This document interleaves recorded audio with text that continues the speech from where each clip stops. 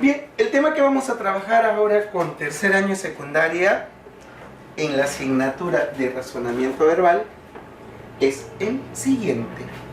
Está en la página número 151 de tu libro. ¿Y cuál es? La inferencia. ¿Sí?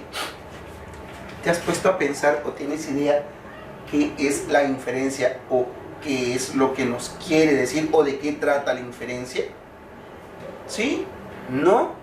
El tema seguro por primera vez lo escuchas, ¿verdad? Y lo vas a estudiar. Muy bien, vamos entonces a trabajarlo en este día.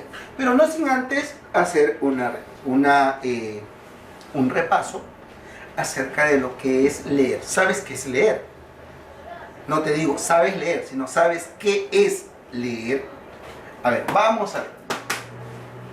Empezamos. Dice, esta gran interrogante. ¿Qué es leer? A ver, muchas veces nosotros leemos por leer, ¿verdad? Caminamos a veces por el tiempo, porque vamos de pasada, o porque simplemente es un compromiso, o para que no me llamen la atención o no me digan nada.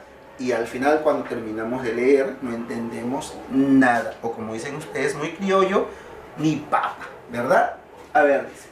¿Qué es leer? Se entiende por lectura la capacidad de entender un texto escrito. ¿Es verdad?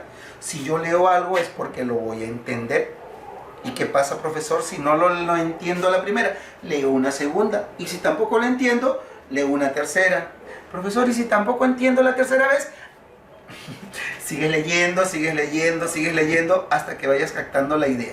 Y las dudas que tengas las vas anotando en un papelito al costado. Por eso se pide que cada vez que se lea tengas una libreta de apuntes, o un papel, o un lápiz, o un lapicero para ir escribiendo las dudas, las palabras que desconozcas y así trabajar con el diccionario. ¿Sí? Ok. Segundo, ¿qué es leer?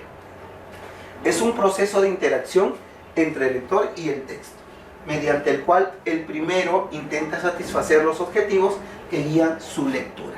Correcto. ¿Qué más es leer? Leer es también relacionar, criticar o superar las ideas expresadas. No implica aceptar tácitamente cualquier propósito, pero exige del que va a criticar u ofrecer otra alternativa, una comprensión cabal de lo que está valorando o cuestionando. ¿Sí? Muy bien, entonces ya tenemos una idea de lo que es leer, ¿verdad? Entender un texto escrito es el proceso de interacción entre el lector y el texto, es relacionar, criticar o superar las ideas expresadas. ¿Sí? Muy bien, entonces teniendo ya esta idea de lo que es leer, continuamos con nuestra clase. A ver, dice, ¿qué es la inferencia? Cuando hablamos de inferencia nos referimos a que es la capacidad de obtener información o establecer conclusiones que no están expresadas de forma explícita, bien sea en escritos o en cualquier forma de comunicación. También la inferencia es el acto o el proceso de sacar conclusiones lógicas a partir de las premisas que se saben o suponen que son verdaderas. Entonces, inferencia es el proceso de sacar conclusiones lógicas, es decir, de tener una idea clara de lo que sigue o de lo que vamos a responder según el texto que hemos o hayamos leído, ¿verdad? Muy bien, continuamos. A ver.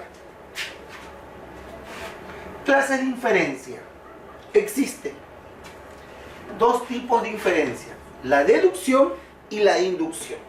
¿Qué entendemos nosotros por deducir o deducción? A ver, vamos a ver.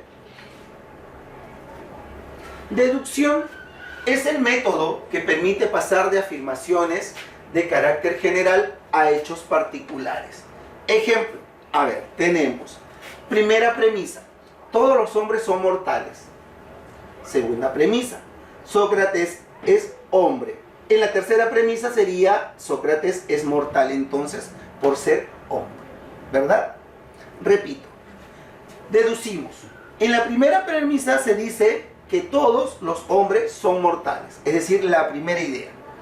La segunda idea, Sócrates es hombre. Si todos los hombres son mortales y en la segunda vemos que Sócrates es hombre, entonces llegamos a la conclusión de que Sócrates es mortal, ¿verdad? Eso es una deducción. Bien, seguimos. Las formas de preguntar son: se desprende de lo leído, se puede inferir de lo leído, una deducción correcta es, o se deduce de lo leído, y la última, ¿cuál es? Una deducción. ¿Sí? Muy bien, entonces, continuamos. Ya tenemos claro lo que es la deducción. 2. La inducción. ¿Qué entendemos por inducir? Dice, se refiere al razonamiento que va de los hechos particulares a afirmaciones de carácter general. A ver, vamos a ver. Primera premisa, el color rojo indica peligro.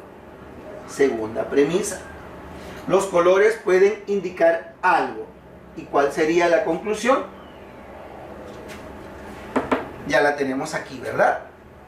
Repito, si en una premisa o en la primera premisa nos dice que el color rojo indica peligro, las conclusiones serían entonces que los colores pueden indicar algo, ¿sí? Si nos damos cuenta, cuando hacemos una inducción de un tema, es referirnos al razonamiento que va de los hechos particulares al general. ¿Cuál sería el hecho particular? Indicar el color. Por ejemplo, si decimos el color verde significa esperanza. Conclusión, que todos los colores pueden indicar algo, ¿no? Las formas de preguntar para una inducción son las siguientes. Se desprende de lo leído. Segunda, se puede inferir de lo leído. Tercero, se supone a partir de lo leído. Y cuarto, a partir de lo leído se asume. Muy bien. Seguimos entonces. Forma de preguntar por inferencia. A ver, vamos a ver.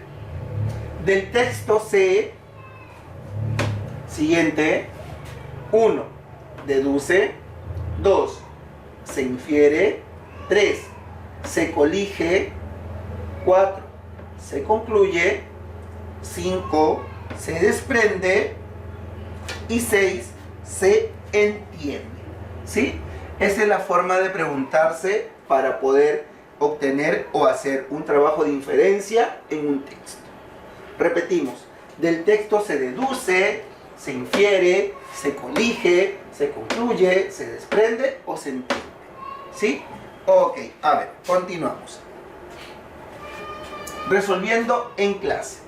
Para eso tenemos los ejercicios que se encuentran aquí en tu libro, en la página número 52. Dice, a ver.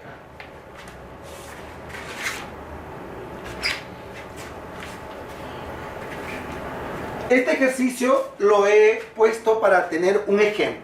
Luego nosotros, ¿qué hacemos? Vamos a trabajar lo que aparece en el libro. ¿Estamos de acuerdo? Ok. Dice, Luis estaba conversando la hora del recreo con su enamorada Fiorella. Cuando pasé por su lado, estaban solo conversando. Luego regresé para recordarle que debía de pagarme el menú de hoy porque había perdido una apuesta. Pero ya estaba solo. Fiorella se había ido y estaba muy triste. Solo me decía, Fiorella me dijo no más. Escribe qué inferencia puedes obtener del texto que hemos leído. Primera inferencia, que Fiorella y Luis son enamorados. Segunda inferencia, que Fiorella se fue y Luis se quedó solo. La tercera inferencia o la conclusión, Fiorella terminó su relación con Luis, ¿verdad? Ok, correcto. Muy bien. Entonces, después de haber resuelto este ejercicio, vamos a trabajar con los que se encuentran en tu libro, en la página número 152. ¿Estamos de acuerdo? Ok. Dice, esta ilusión la sostuvo en vilo durante la fiesta que le hicieron en la víspera sus captores con asado a la parrilla, discos de salsa, aguardiente, pólvora y globos de colores. Diana lo interpretó como una despedida. Más aún, había dejado listo sobre la cama el maletín que tenía preparado desde noviembre para no perder tiempo cuando llegaran a buscarla. La noche era helada y el viento aullaba entre los árboles como una manada de lobos, pero ella lo interpretaba como el augurio de tiempos mejores. Mientras repartían los regalos a los niños, pensaba en los suyos y se consoló con la esperanza de estar con ellos la noche del día siguiente. El sueño se hizo menos improbable porque sus carceleros le regalaron una chaqueta de cuero forrada por dentro, tal vez escogida a propósito para que soportara bien la tormenta. Estaba segura de que su madre la había esperado para cenar, como todos los años, y que había puesto la corona de muérdago en la puerta con un letrero para ella: bienvenida. Así había sido en efecto.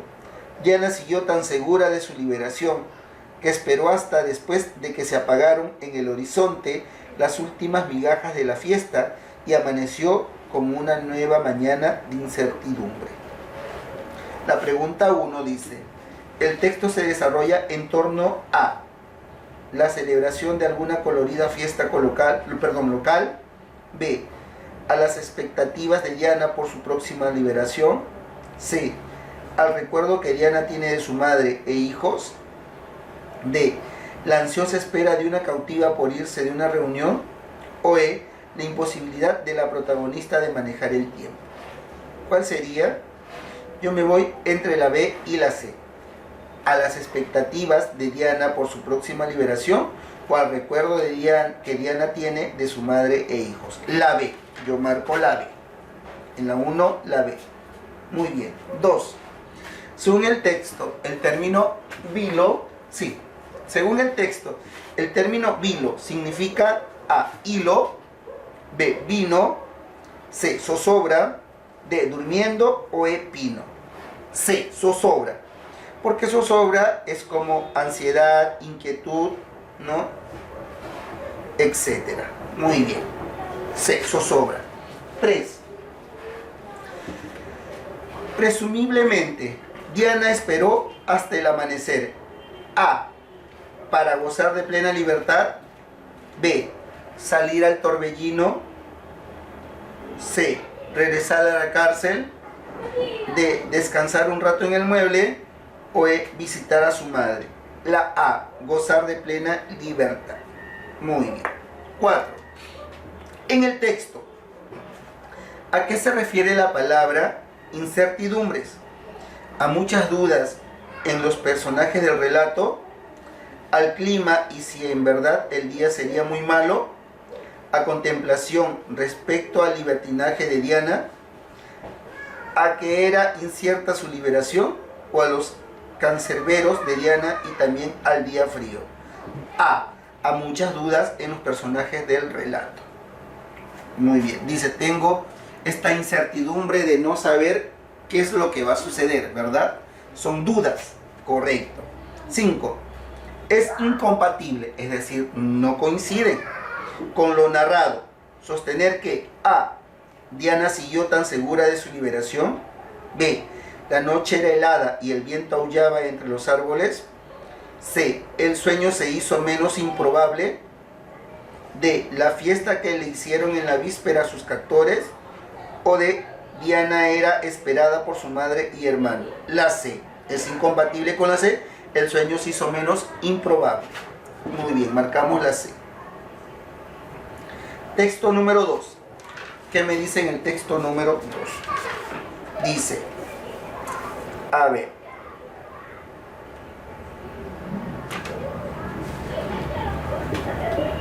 los demonios que deciden y alimentan la vocación pueden ser experiencias que afectan específicamente a la persona del suplantador de Dios, o patrimonio de su sociedad y de su tiempo, o experiencias indirectas de la realidad objetiva, reflejadas en la mitología o en el arte o en la literatura, y lo llamamos el escritor. Toda obra de ficción proyecta experiencias de estas tres órdenes, pero en dosis distintas, y esto es importante porque de la proporción en que los demonios personales, históricos o culturales hayan intervenido en su edificación, depende la naturaleza de la realidad ficticia. A. Se denomina suplantador de Dios a el escritor. el demonio, la mitología, el arte o John Borges. ¿Cuál sería? Repito, los demonios que deciden y alimentan la vocación pueden ser experiencias que afectan específicamente a la persona del suplantador de Dios, o patrimonio de su sociedad y de su tiempo, o experiencias indirectas de la realidad objetiva, reflejada en la mitología, en el arte o en la literatura. Y lo llamaron el escritor. Toda obra de ficción proyecta experiencias de estas tres órdenes, pero en dosis distintas, y esto es importante porque de la proporción en que los demonios personales, históricos o culturales hayan intervenido en su edificación, depende la naturaleza de la realidad ficticia. Se denomina suplantador de Dios ¿a quién? Al escritor. Muy bien. Seguimos. 7. ¿Qué son los demonios?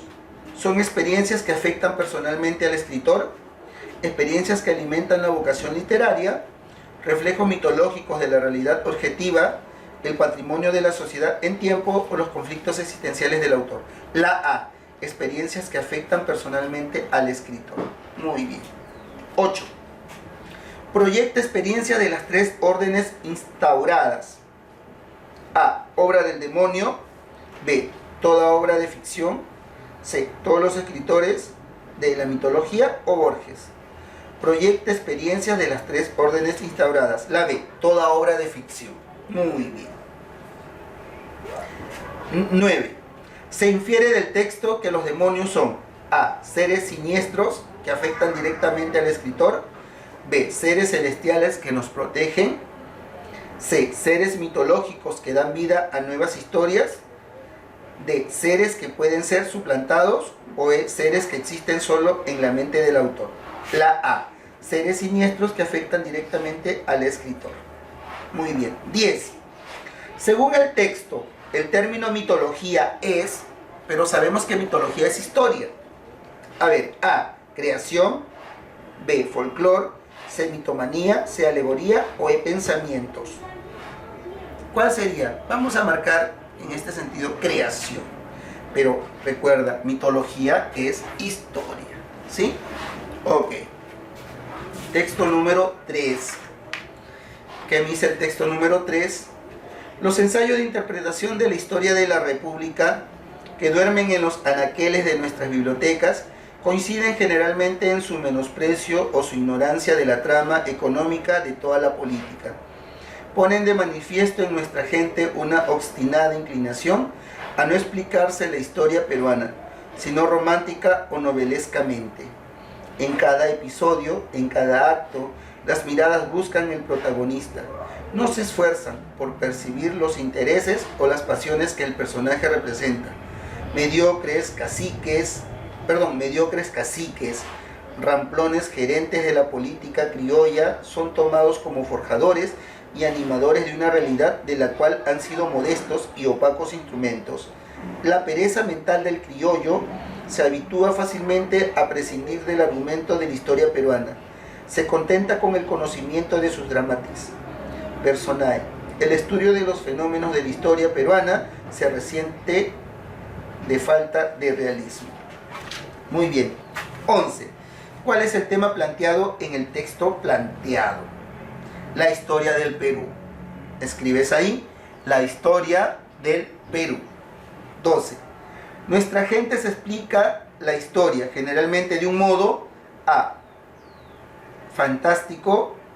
B, acuático. C, simplista. D, enamorador. O E, mediocre. La E, mediocre. Seguimos. 13. El estudio de la historia peruana se caracteriza por su A, erudición y realismo. B, visión apasionada. C, interés por lo económico. D, falta de realismo. O E, imparcialidad declarada. La A, erudición y realismo. Muy bien. 14. Los estudios históricos ignoran A, el dramatis personae. B, los asuntos políticos. C, los temas criollos. D, la presencia de los caciques. O E, las relaciones económicas. ¿Cuál sería? El dramatis personae. Muy bien. 15. Esta visión de la historia, según el autor, es deficiente por A. Su tendencia metafísica. B. Estar al margen de la realidad. C. Su exceso de positivismo. D. Su sentido crítico fantástico. O E. Su aspecto político militar. B. Estar al margen de la realidad. Muy bien.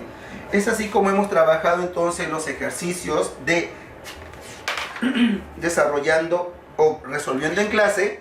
Ahora, ¿qué vas a hacer tú? Vas a leer con mucha atención desde la página 154 a la 158, reforzando lo aprendido y practicando en casa. Eso lo desarrollas tú. Una vez que lo lees, marcas la respuesta. Lo de costumbre, le tomas foto y me lo envías a mi correo. ¿Sí? ¿Cuál fue el tema que trabajamos hoy? La inferencia. Gracias por prestarme atención, por trabajar conmigo y desarrollar los ejercicios que se encuentran en tu libro en el primer bloque, y luego pues recibir los tuyos para poder revisar y así tener una nota. ¿Sí? Pórtate bien, se te extraña muchísimo, a seguir con todos los protocolos, a cuidarse y sobre todo pues no salir de casa. ¿Sí? Nos vemos hasta la próxima. Que Dios te bendiga.